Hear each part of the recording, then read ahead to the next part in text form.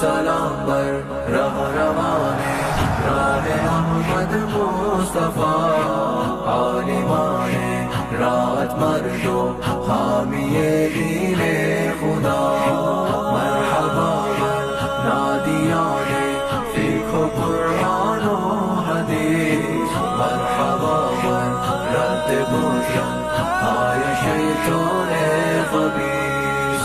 از شعاع شعله او 100,000 گل روشن است، مکران را هم وجودش مثل روح اندر تن است. پاسبان صف و ناموس نبی در این سلام، مرشد کامل مجاهد فقه را